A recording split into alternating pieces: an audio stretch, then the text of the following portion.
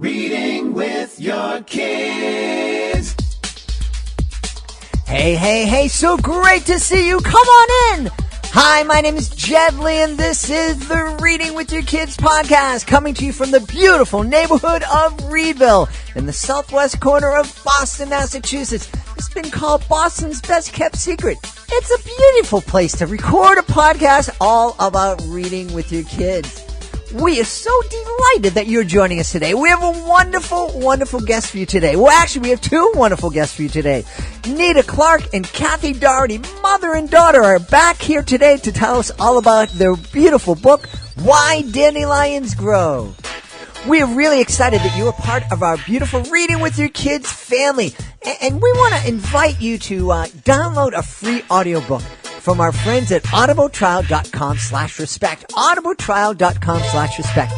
Go there and sign up for their free 30-day trial membership, and you can download a free audiobook. Now, you get to pick that free audiobook from over 150,000 different titles.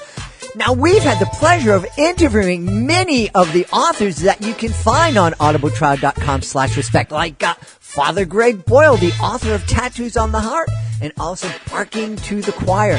Also, we just had Phil Joel in here. His book, Redwoods in Wales, is available for free download at audibletrial.com/respect. And Kendara Blake's 5 Dark Fates in the entire 3 Dark Crown series. They're available at audibletrial.com/respect. Like I said before, sign up for the free 30-day trial membership. You can download a free book, and that is yours to keep forever. If you cancel at any time during the first 30 days, you owe absolutely nothing, and that audiobook is yours to keep forever. And it will play on your phone. It'll play on an MP3 player. It's amazing. I love it. I've been a member of Audible for a long time, and I really dig it. I think you'll dig it too. And the best thing is you get to download that first book for free by going to audibletrial.com/respect. Joining us on the line right now, a couple of friends. They are here to talk about their great book, Why Dandelions Grow. Please welcome back mom and daughter team, author and illustrators Nita Clark and Kathy Doherty. Nita, Kathy, welcome back to the show. Thank you for having us back, Jen. This has been so much fun. Yes. That was Nita. Kathy's also here from Canton. Kathy, how are you?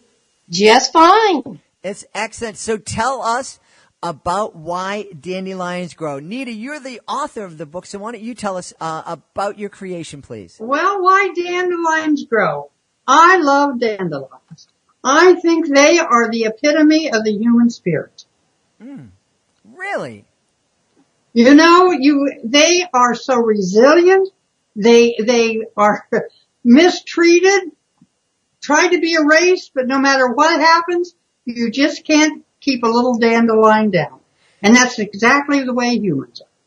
Well, that's a good point. You make a good point. I agree. I think dandelions are beautiful.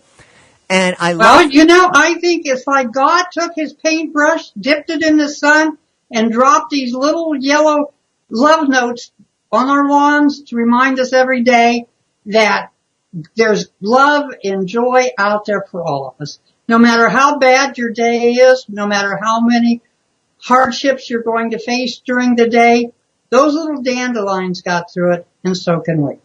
Now, how do you think, and I mean, this is just anybody who listens to the show, I know that I go off-roading sometimes and slightly off topic, but how in the world, Nita, do you think that these beautiful little flowers came to be thought of as weeds and a nuisance? I don't know. I think they're just as beautiful as any sunflower or any daisy. Yeah. So I don't know. I have no idea. All I do know is when I was a very young child, my mother used the dandelions to make salads. So we never considered them weeds. Right.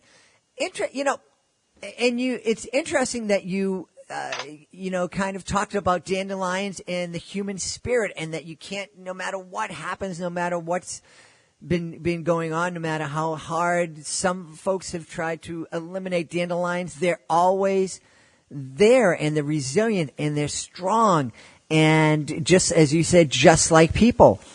And they grow all over the world. Yeah, and they grow all over the world. And, you know, I think sometimes we come to think of other people who are different than us, as a nuisance. And exactly. And, you know, when you think about everybody feels like a little dandelion at some time. Mm-hmm.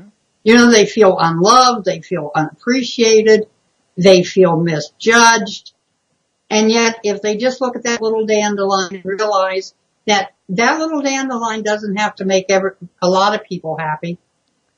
A lot of people don't have to think you're special. You only have to be special to one person to be a special person. Fascinating. Kathy, I'm wondering, what was it like growing up with having Nita as a mom with all this kind of insight and knowledge right at your fingertips? Well, it was always fun. We were, as a family, we did all kind of things. I have several brothers and a sister, and my mom kept us busy, and we were always going somewhere, doing something, and learning something. So, you know, she volunteered at our school, which helped us a great deal because, you know, we were the special kids in the school because everyone knew our mom. And, in fact, today we are still friends with my, elementary grade principal. Uh-huh. In fact, he even came to my wedding. That's wonderful. And it's all because my mom is a special person. Mm-hmm. Mm-hmm. Absolutely. You know, Nita, one of the things that we spoke about, and we're going to get back to why dandelions grow in a little bit, but one of the things, when you were on the show before talking about I Hate Numbers, and you created that book because your grandkids were having trouble with numbers. And we always talk about how important it is to read with our kids. And I think that the fact that you took the time, you saw that your grandkids were struggling with this, and you didn't just tell them to suck it up and deal with it, or just do your homework and get over it, or just kind of forget about it. You actually took action, and you kind of showed your love and support by kind of digging into your own past and creating a wonderful story and a wonderful poem initially for your two grandkids. And I think sometimes we forget how important little gestures like that are. You know, we seem to be sometimes so busy trying to buy that perfect gift or plan for that big trip down to Disney World that we forget that just being there for our kids or just bringing home that favorite ice cream flavor that we know our kids love. Sometimes those little things are so very, very important, can really change the way our kids are feeling about themselves and about life. Exactly. It's just as simple as my husband always knows which candy happens to be our grandkids' favorites. And he makes sure he has a whole drawer full of that candy that they can sneak in to and get and take home a few bars with them, even when their parents don't know it or don't approve of it. It's the little things. And I think maybe because I didn't have it as a child, my dad did a wonderful job. Like I said, I didn't want anybody to ever feel sorry for me because I didn't have a mother, because I had a father that was outstanding. And so, I missed out on all that stuff, but it made me realize how important it was. So I tried to do it for my children. I tried to do it for my grandchildren. I'm now trying to do it for my great-grandchildren. And not only does it make their lives better, it enriches my life by 10 times as much, because I have their love, I have their respect, and I just have all that warm feelings of sharing my days with them. I don't understand why anybody can find their lives boring when they have people around them that they can love and interact with. You know, Nita, one of the things that I share with my my audiences when I'm presenting my educational magic shows is I talk about a really difficult time my son had in middle school, and he took that experience of being left out and being excluded, and The little dandelion. yeah. And as an adult now, he kind of takes his special talents and he uses them to go in and to help kids who are in hospitals, and he makes those kids feel welcome and feel wanted and included and feel loved.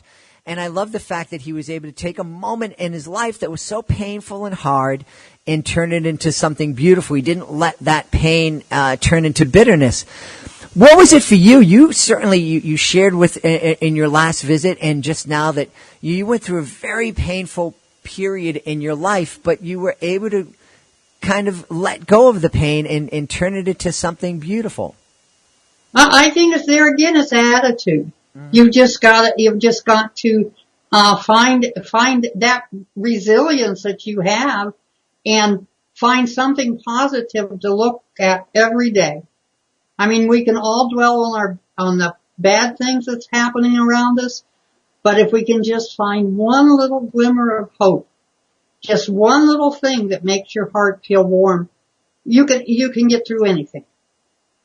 And I think that's what the little dandelion signifies. When you open the door and you walk out that door in the morning, no matter what you're facing, that little dandelion's there to tell you that there's hope, that you will survive it, you will get through it.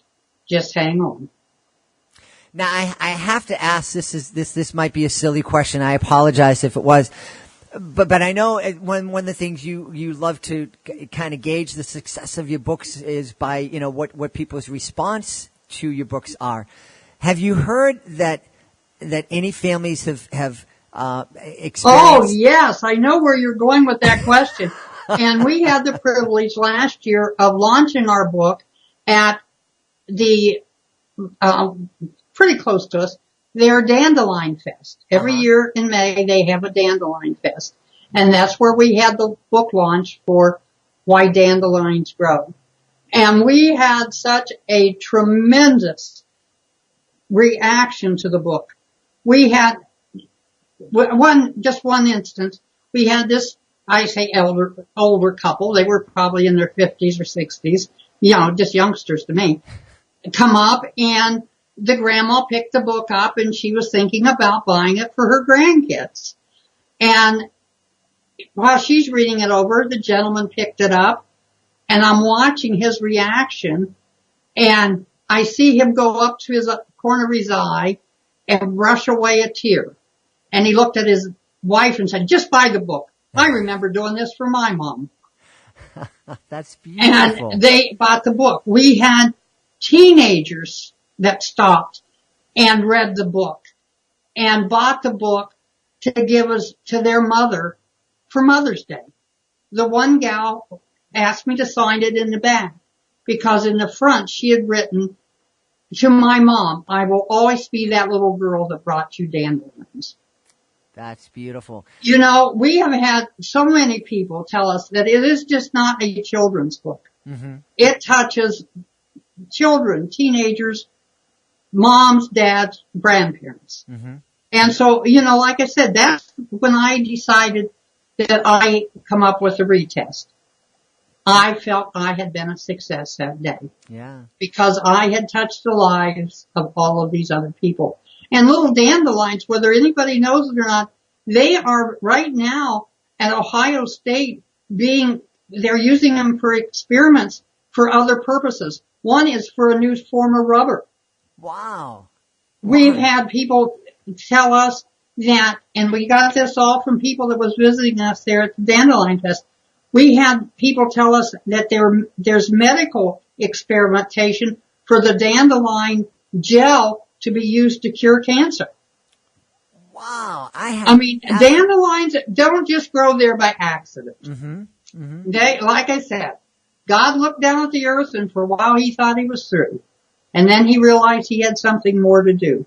And he made a little seed that grew into a flower that most would call a seed.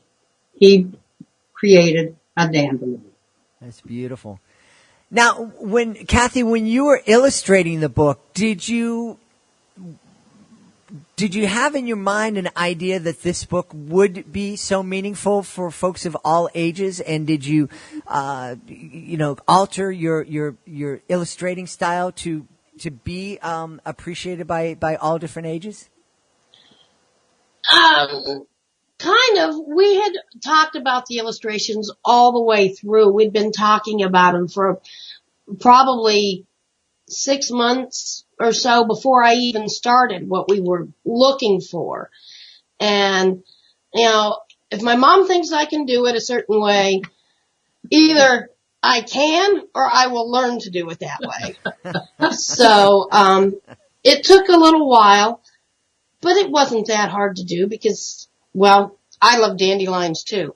And I've always said, as long as I have dandelions growing in my yard, I know I won't go hungry. Uh-huh. So, because every part of a dandelion is edible. And I love getting those dandelions from my kids, and I love getting them from my grandkids. So it was pretty easy to illustrate it.